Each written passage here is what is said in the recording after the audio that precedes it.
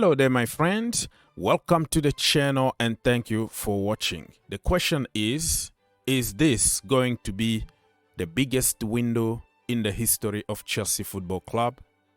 It looks like many things are happening behind closed doors that we don't know.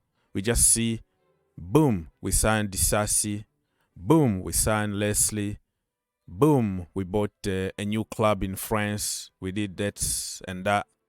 And also, we are selling players. So a good window is not only about buying players, but selling players. Getting rid of somebody like Aubameyang, even though we didn't get any fee on him. Mason Mount is gone. Kai Havertz is gone. Koulibaly, Mendy, and many more to follow. Kalim Hussein-Odoi. So I'm telling you, in the big picture, this window could be one of the best in the history of Chelsea Football Club. And also keeping some key players like Levi Colwill. Now, everything is agreed. He's going to be on 100K a week. That is a very good salary for the kid. And he deserves it. Like Chelsea didn't put more money on top. The amount been there. The only issue with Levi was he wanted to make sure that he will play games. Now that we have 1,000 injuries already before even the season start, the kid is happy and he knows that he's going to play a lot of games. So it's up to him now to show us on the pitch and continue working hard and developing. So everything is done, agreed.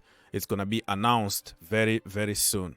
The report that we had early on today was like, okay, negotiations are on the table, blah, blah, blah, blah.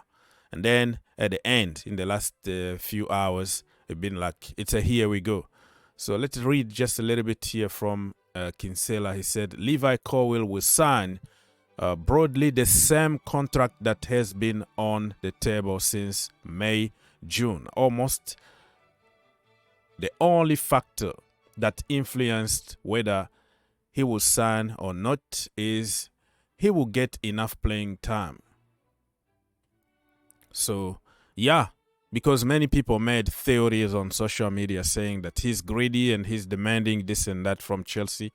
No, those kids from the academy, they just want to make sure that they're going to play and they're going to be given equal chance to fight for their places, you know. So, I'm happy about this deal. This could be one of the best signings of this summer because we managed to keep one of the best young defenders out there. So even Fabrizio Romano here is confirming teamwork made the difference at Chelsea to reach an agreement over new deal for Colwill. You know, he put that lock already, like it's done. So goodbye, Brighton. Look away. Go look for your own defender somewhere because it's not going to happen. They try to leverage this deal with the Caicedo deal, but it's not going to happen. Winstanley and Stewart working on that month, insisting on not for sale stance. But last summer he was for sale. Okay? Thomas Tuchel wanted to sell him to Brighton. Pochettino was crucial also because he spoke to Colwill and he's going to stay at Chelsea Football Club. Happy days. All right, let's keep moving. So we have Vlahovic. We've been linked with this brother for ages, for years, and it looks like it's going to happen now. Because Chelsea don't want Lukaku. Lukaku don't want Chelsea. Inter don't want Chelsea. Now the only option right now in a big club in Europe is going to be Juventus. Chelsea been rejecting the swap deal because of Armando Broja. But with the setup, with the setback, on Broja, because he started this preseason very well. We all were excited. But I always remind people, when it comes to ACL injuries, for me, when you got the ACL injury, it's over for me. You might come good one day, but it's not going to take less than 2 years before even you go back to your normal level before the injury. I know medicine and technology and all that, but nature is nature. Your knee is not the same anymore. They put some artificial tissues over there to protect. So you are so unstable after the ACL injury. You know why Chile kind of recovered very good? Because he had a partial ACL injury. It didn't break the whole thing. They had just to repair part of that was torn. But for Broja, total rupture, you have to redo it again. My friend, look at Zuma, look at Van Dijk, look at so many players that we had in the past. Baba Rahman, you go to Marco Van Hinkel. Those kind of injuries are career-ending injuries. So don't put your hope on Broja just now, or don't put your hope on that Wesley Fofana, because you don't know. And most of the time, the majority of them become just average in a certain level, because you got the little niggles here and there because your knee is unstable. So Vlahovic, this time Chelsea want to, they are open to the swap deal. In July, June, they were not open because of Broja. Now they are open. And I'm afraid Broja need to be loaned out so he can have playing time week in, week out, just to try to rebuild his career little by little. But I don't have any hope about Broja anymore, because at some point, if just he keep on getting injuries, Chelsea are going to get a low fee from somewhere and then let him go in a couple of seasons from now. And people been very, very worried about what's going to happen to Jackson. Pochettino been insisting all this preseason, like he want somebody with a different profile. So I think it's going to work very, very well with Jackson. They can play two in front, or they can play 30 minutes, 40 minutes. I don't know how the manager is going to decide. I don't see any problem, you know. It's just like Haaland and Julian Alvarez. Well, that is not a good example to give, because Haaland always plays, but I think it's going to be equal time of playing at Chelsea Football Club. And two in front, Vlahovic is a target man, a proper target man that can play with his back to goal. And Jackson is kind of freestyle. He's kind of give him freedom. He's going to drop back, carry the ball, pass the ball to Vlahovic or cross the ball, and then we're going to do more damage.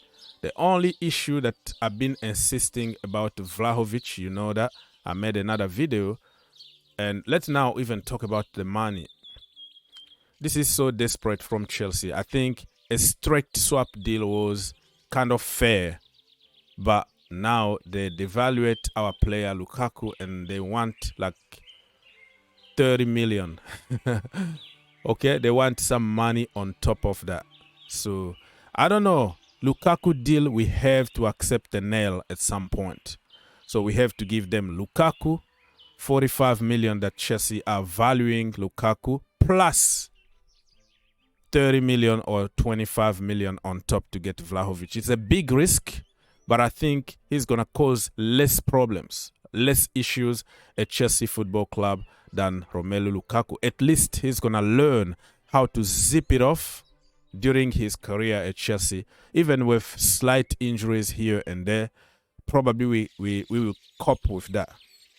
The issue I have with Vlahovic's situation is he got some kind of chronic illness, not illness, but tear in his groin. So it's giving him a lot of pain. He's under medication almost every single day because it's hurt a lot. With technology and medicine nowadays, I think we can cope with the situation, but I'm kind of worried about that injury. This is one of the reasons why Paris Saint-Germain didn't push a lot, because of that groin injury because of chronicle pain. Like chronicle just mean forever, right? Okay, but who knows? We might heal him completely, but I'm a little skeptical and worried because Chelsea, we are known as injury FC. So if our doctors decide it's better to cope with Vlahovic than Romelu Lukaku, and then let's go for it. Why not? All right, my people, let's go very quickly and talk about other topics. Nathan Gissing here understands that Axel Disasi medical with Chelsea is scheduled tomorrow.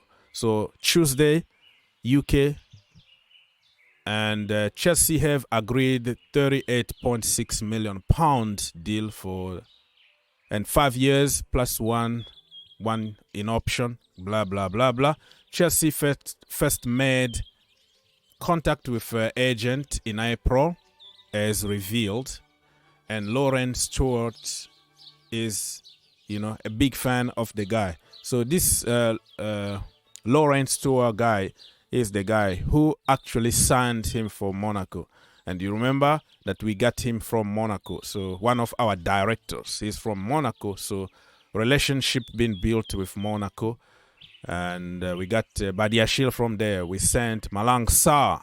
Oh, Malang Sarr. Don't even remind me Malang Sarr, because he's one of the people that we were going to make a deal this summer, but he got injured the end of last season. See, he got a big surgery. We don't even know when he's coming back, but he's one of the guy that we had to get rid of his massive salary, 120K a week. Thank you so much, Marina Granovskaya. So tomorrow, medical, and this week we're gonna reveal Axel Disasi. Happy days for Chelsea Football Club, people. Be happy.